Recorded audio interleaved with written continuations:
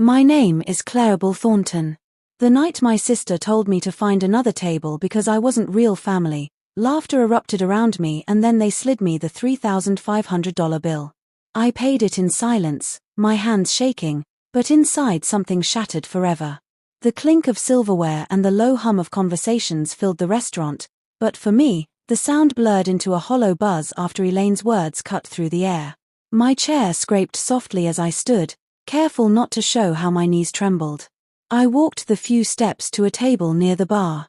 Each click of my heels punctuated by whispers and sidelong glances from strangers who had heard enough to piece together the humiliation. I sat down alone, folding my hands in my lap, feeling the weight of their stares heavier than any chandelier above me. From where I sat, I could still hear them. Victor boasting about his investments, Harold chuckling at some story he'd told a dozen times before. Margaret praising Elaine for her taste in wine. Their laughter swelled again as though sending me away had been nothing more than entertainment to them. When the plates were cleared and dessert forks clattered against porcelain, I braced myself for the final sting. The waiter approached, hesitating slightly before placing the bill in front of me. My eyes dropped to the numbers scrolled across the paper. $3,500. A sharp breath caught in my throat. Elaine leaned back in her chair, her smirk deliberate, and said in a tone sweet enough to be venom. Go on, Claribel. Consider it a little thank you for all the years we kept you under our roof. My fingers shook as I slid my card into the folder, my signature wavering across the slip. I forced a smile at the waiter, trying to mask the burn of shame rising in my chest. When I handed the folder back, I felt something inside me harden. That moment, their laughter, the bill, the look of triumph in Elaine's eyes etched itself into me like a scar. I left the table with my head high. But inside, I carried a vow as sharp as broken glass. They would never again decide my worth. I grew up with reminders carved into every moment that I didn't belong. On Victor's 16th birthday, the driveway gleamed with a brand new car, neighbors gathering to admire it, while I trudged miles to school in shoes that let the rain in. Elaine was given dresses wrapped in tissue paper, colors bright and untouched, while I pulled on garments that smelled of closets and mildew, their seams worn before they ever touched my skin. When I asked what I could study or what I might become, the answer was never encouragement. It was a clipped reminder to be grateful you have a roof at all. If it hadn't been for Eleanor, I might have accepted their version of the truth. She was the only one who saw me, the only one who came to my graduation and pressed a book into my hands, her voice steady in the noise of a crowded gym. You don't need anyone to grant you worth, Claribel. You'll build it yourself. That sentence stayed with me, a seed that outlived every dismissal. Eleanor rarely interrupted the family's cruelty, but her eyes were always there, sharp, attentive, as if she was quietly recording each wound. Her gaze alone reminded me I wasn't imagining what was happening. That night at the restaurant, I had braced myself to slip out unnoticed once the bill was paid. My humiliation felt complete, and I wanted only to escape. But the scrape of Eleanor's chair startled the room into silence. She stood. Cane planted firmly, her voice filling every corner. I won't sit by and watch you tear Claribel down another second. The chatter died. Forks froze midair. My chest tightened as she reached into her bag and withdrew an envelope stamped with a seal. I signed a new will yesterday, she declared. Every property, every company, every share belongs to Claribel. None of you will inherit. The words landed like a thunderclap. Victor's glass slipped from his hand and shattered across the floor. Elaine's jaw fell open, her face twisting in disbelief. Harold and Margaret's expressions drained of color. My pulse roared in my ears as if my own body didn't know how to hold such a shock. In that instant, the elegant restaurant ceased to be a place of chandeliers and wine glasses. It was an arena, and I was no longer pushed to its edge. I had become its center, the eye of a storm that had been building for decades, now ready to break. The announcement from Eleanor spread like a brush fire, and within days, my phone was flooded. Victor's texts came first, clipped threats that morphed into outright accusations. Illa's followed, dripping venom disguised as outrage. Then Victor's voice cut through one evening, sharp and cold. Claribel, this charade won't hold. We're taking you to court. Haven't you embarrassed us long enough? Now you want to rob us, too? I sat alone in my Portland apartment, the glow from the streetlights painting stripes across the walls. The words stung, though not because they surprised me. I had always been the scapegoat, the expendable one, but now exposed in the daylight of truth. I was suddenly cast as a thief. The tabloids wasted no time feeding the frenzy. Magazine covers screamed adopted daughter snatches fortune and angel or gold digger. Paparazzi captured photos of me grocery shopping, of me stepping out of my office. Each frame weaponized into proof of whatever story they wanted to tell online. Strangers dissected my life with glee. Their comments a chorus of judgment. The first real blow landed when I learned Victor had hired a private investigator to comb through every corner of my past. The second followed quickly. Elaine perched in a TV studio, voice breaking as she insisted to millions of viewers that I had manipulated Eleanor's fragile state. The host nodded gravely. The audience murmured in sympathy. Watching from my apartment, I felt like the villain in a play written by someone else, trapped in their script. But then, the turn I never expected. One late afternoon, Eleanor summoned me to her study at the house by Lake Oswego. Papers lay spread across her desk, heavy with ink and evidence. She slid the folder to me. "Clarabelle," she said quietly, "you need to see this. Harold and Margaret didn't just mistreat you. They stole from you. $600,000 your parents left for your care and education. They spend it all." I flipped through the statements, my chest tightening with every line. Tuition for Victor's private school, airfare for Elaine's European vacations, renovations to the family home, all drawn from funds meant for me. For years, I had wondered if I was ungrateful, if maybe my wounds were imagined. But staring at the figures, I knew the truth. I hadn't just been denied affection. I had been robbed the moment my parents died. The next morning, I sat by Eleanor's side. Her hands trembled as she lifted her teacup, her voice thinner than before. I asked the question that had sat heavy on my tongue all night. "How long have you known?" Her sigh carried the weight of years. 2. I had my lawyer investigate quietly. I couldn't accuse without proof. "Clarabelle, this was never about money alone. It was about how they used you, how they built their lives on what was yours, and I refused to leave this world with that lie still standing." Her gaze held mine, unwavering despite the shadows under her eyes. "The doctors say it's stage 4, pancreatic. My time is short, but before I go, I want justice for you." Her words cut deeper than any insult Victor or Elaine had ever hurled. Relief that she had always seen the truth collided with the grief of knowing I would lose her soon. She reached for my hand, her grip frail but firm. "We'll do it together."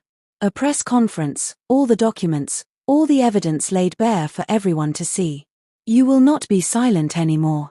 I looked at her, frail but unyielding, and something sparked inside me. For the first time in decades, I felt hope rise above the ache. This time, the world would hear me. This time, justice would not be theirs to twist. The rain that morning felt like a warning. Small, cold pricks against my coat. As Eleanor and I stepped into the packed conference room, cameras blinked like a constellation turned hostile. Microphones reached for us as if they could pluck the truth from the air. I sat by her side, fingers clenched around the armrest, listening as Caldwell arranged the documents so the lenses could not miss them. Bank statements, notarized transfers, medical evaluations that proved what Eleanor had long insisted was true. When she spoke, her voice was steadier than I felt. She named the small cruelties that had followed me for decades, then pushed the paper forward and said plainly that money meant for my upbringing had been diverted. The room held its breath. For once, private injury had become public record.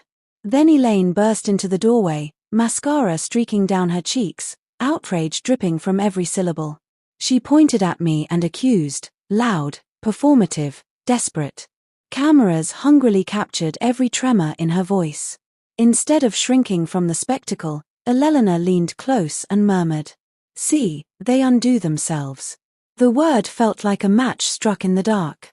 I sat there as the world watched the wound finally expose its raw edges. The video of Elaine's outburst went viral before dinner. Social feeds filled with people who had never known me suddenly offering sympathy while others dug for dirt. 3 days later, the family's lawyer filed a suit accusing me of coercion and undue influence. The narrative flipped on its axis. The defender became the accused. Then came the rumors.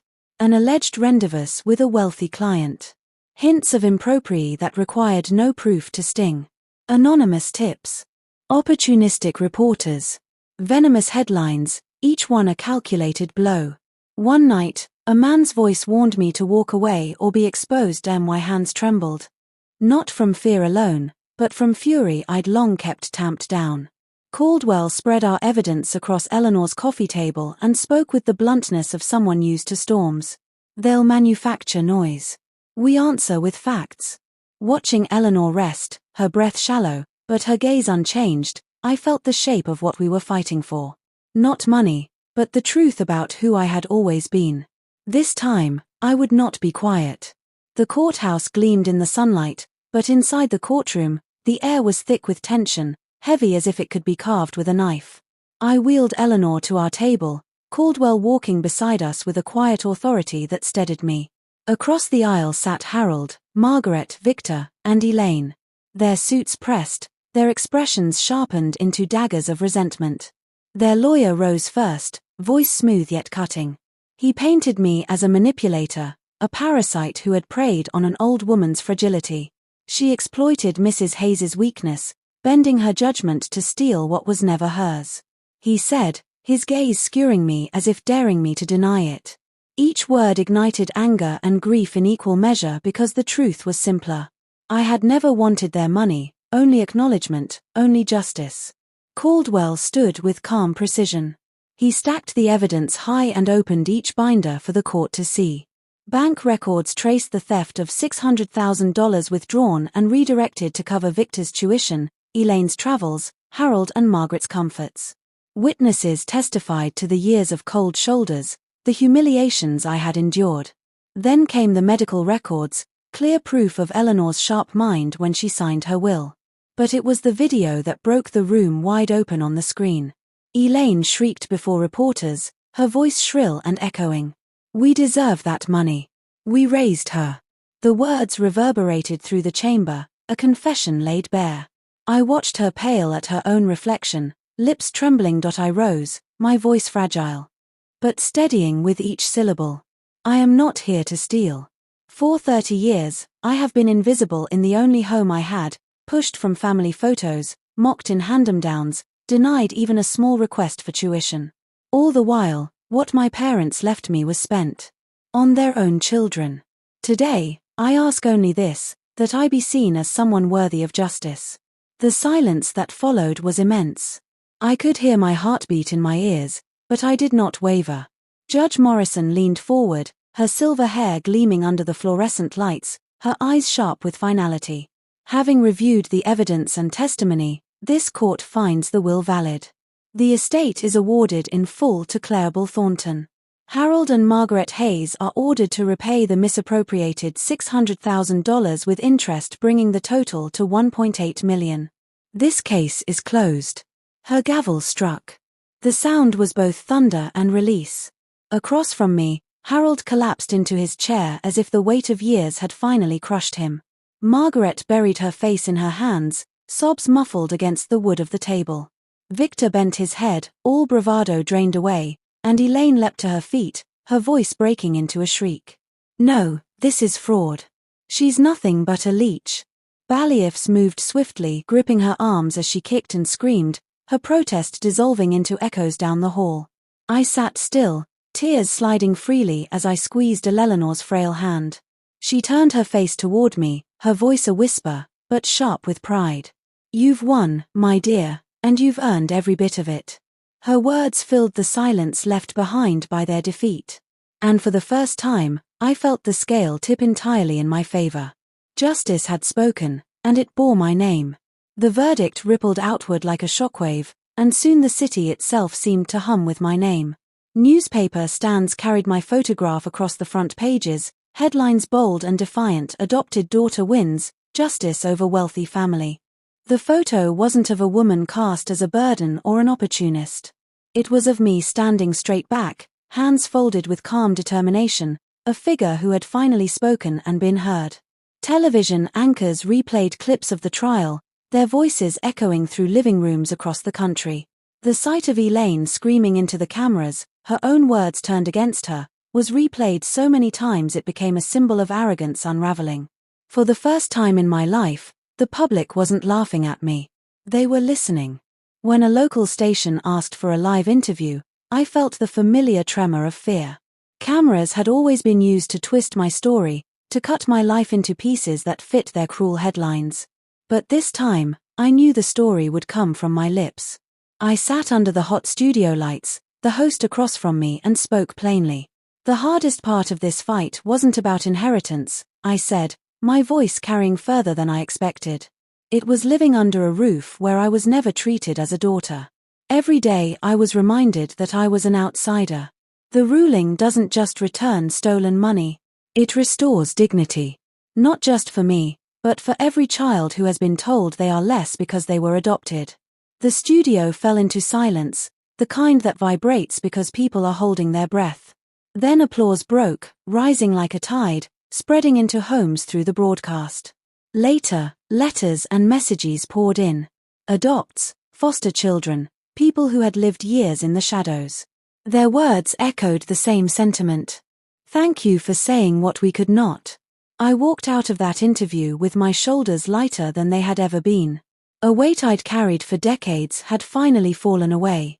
Not because the past had changed, but because I had claimed it for what it was, and refused to be silent anymore. The weeks that followed were a blur of signatures, legal filings, and headlines, but beneath the public storm, the private truth lingered. Eleanor was fading, her steps grew slower, her breaths shallower, her body more fragile with each passing day. I spent hours at her bedside, lavender filling the air from the sachets she kept by her dresser. She slept often, but when her eyes opened, they still glimmered with the fire that had fueled her voice in court. One evening, she reached for my hand, her fingers cool but steady. Claribel, she whispered, voice thin but unshaken. Never let them define you. You are my legacy. Not because of what I've left you, but because you found the strength to fight when they wanted you silent. Tears slid down my cheeks as I leaned closer, inhaling the familiar scent of her hair, silver and soft against my cheek. I whispered back that I would carry her words always, that I would honor her not with money, but with the life I built. A few nights later, she slipped away in her sleep, her face serene, her hand still loosely curled in mine. The grief that tore through me was raw, but beneath it pulsed something stronger. The unshakable truth that she had left me more than wealth.